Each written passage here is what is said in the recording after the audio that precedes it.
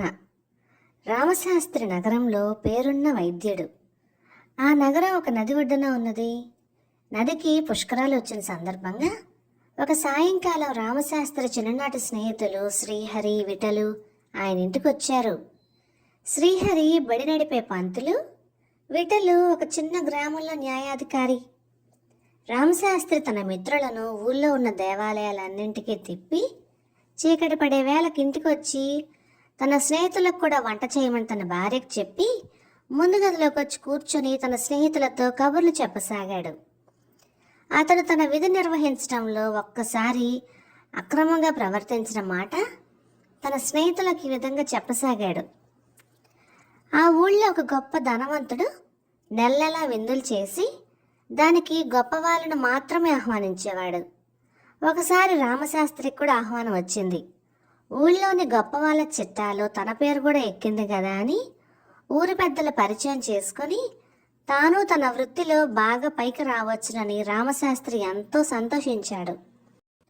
అతను ఉన్నంతలో మంచి బట్టలు కట్టుకొని విందుకు బయలుదేరబోతుండగా ఒక పేదరాలు గోలగా ఏడుస్తూ రామశాస్త్రి కాళ్ళ మీద పడి, నా మొగుడు ప్రాణం నువ్వే కాపాడాలి, 10 మంది సంతానానికి దిక్కైన వాడు అకస్మాత్తుగా విరుచుకుని పడిపోయాడు అని కళ్ళనీళ్లతో దీనంగా వేడుకుంది.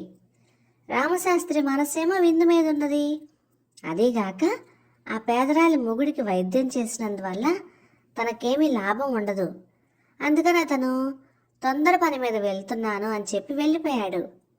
అయితే ఏదో అవాంతరం వచ్చి ఆ రోజున ఆ విందు వాయిదా పడింది. రామశాస్త్రి ఇంటికి తిరిగి వచ్చి ఆ పేదరాలి ఇల్లు కనుక్కొని వెళ్ళేసరికి అంతా మించిపోయింది. సమయానికి చికిత్స జరక్క ఆమె భర్త చనిపోయాడు. ఇలా చెప్పి, ఈ ఒక్క సందర్భంలో తప్పితే నేను నా విధి నిర్వహణలో మరెన్నడూ పొరపాటు చేయలేదు అన్నాడు రామశాస్త్రి. నీలాగే నేను కూడా ఒకసారి నా ధర్మాన్ని అతిక్రమించాను అంటూ బడిపంతులు శ్రీహరి ఇలా చెప్పాడు. అతను పనిచేసేది జమీందారు గారి బడిలో. అందులో జమీందారు గారి అబ్బాయి చదువుకునేవాడు. అయినా అది తనబడే గనక చదువు విషయంలో అశ్రద్ధ చేస్తూ కూడా విద్యార్థుల్లో మొదటివాడుగా ఉండేవాడు. ఆ బడిలో ఒక రైతు కొడుకు చేరాడు. వాడు చాలా చురుకైనవాడు. ప్రతి విషయంలో వాడు జమీందారు గారి అబ్బాయిని మించి ఉండేవాడు. అందుచేత జమీందారు గారి అబ్బాయి ఆ రైతు కొడుకును బడి నుంచి పంపేయమని శ్రీహరిని కోరాడు.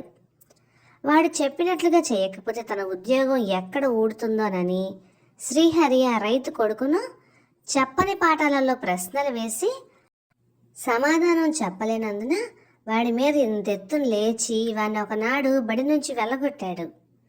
రైతుకు తన కొడుకు జరిగిన అన్యాయం గురించి తెలుసు. అయినా అతను జమీందారుకు భయపడి మెదలకుండా ఊరుకున్నాడు. ఆ విధంగా చదువుకొని ఎంతో పైకి రావాల్సిన రైతు కొడుకు తండ్రితో పాటు పొలం పనులు చేసుకోవాల్సి వచ్చింది. మీలాగే నేను కూడా ఒకసారి నా విధి నిర్వహించలేకపోయాను అంటూ న్యాయాధికారి విఠలు ఇలా చెప్పాడు. ఒకసారి అతని దగ్గరికి ఒక వివాదం వచ్చింది. ఒక పెద్ద వ్యాపారి తన జాగాలో పెద్ద భవంతి కట్టుకున్నాడు. అతని స్థలాన్ని ఆనుకుని ఒక కాపు స్థలము, గుడిసె ఉన్నాయి. ఎంతగా అడిగినా కాపు ఆ స్థలాన్ని వ్యాపారికి అమ్మలేదు.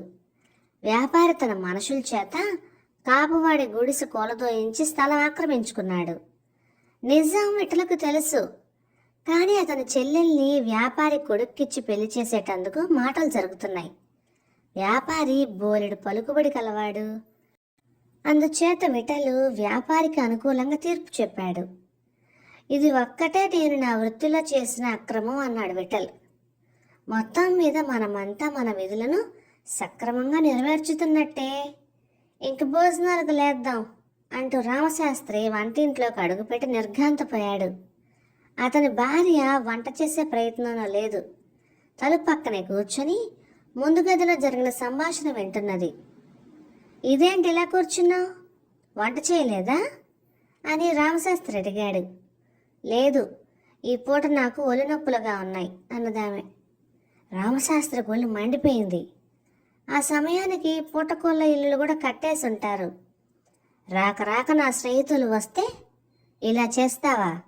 వాళ్ళు ఇప్పుడు పస్తులు పడుకోవాలా? అసలే ఆకలి మీద ఉన్న తను మరీ కోపంతోనూ తన భార్య మీద చేయి చేసుకోబోయాడు. ఆగండి, నేను ఒక్కసారి నా విధి నిర్వహించినందుకే నన్ను కొట్టడానికి వచ్చారు. ఏం మునిగిపోయిందని? ఒక్క పూట తిండి లేకపోతే ఎవరమూ చచ్చిపోవే. వైద్యుడు తన విధి నిర్వహించకపోతే నిండు ప్రాణం పోతుంది. గురువు విద్యార్థి పట్ల అక్రమంగా ప్రవర్తిస్తే వాడి జీవితం భ్రష్టైపోతుంది. న్యాయాధికారి అక్రమంగా ప్రవర్తిస్తే ఒక మనిషి అనవసరంగా శిక్షకు గురవుతాడు. ఈ వృత్తులను చేసేవాళ్ళు ఒక్కసారి తమ విధి నిర్వహణలో పొరపాటు చేసినా వారిని క్షమించరాదు. ముందు మీ ముగ్గురు ఈ విషయం తెలుసుకోవాలి. మీరు బయటకు వెళ్ళినప్పుడే వంట చేసేసాను, కాళ్ళు కడుక్కొని రండి, వడ్డిస్తాను అన్నది రామశాస్త్రి భార్య. ఆమె మాటలతో ముగ్గురికి తమ తప్పు తెలిసొచ్చింది. కథ సమాప్తం.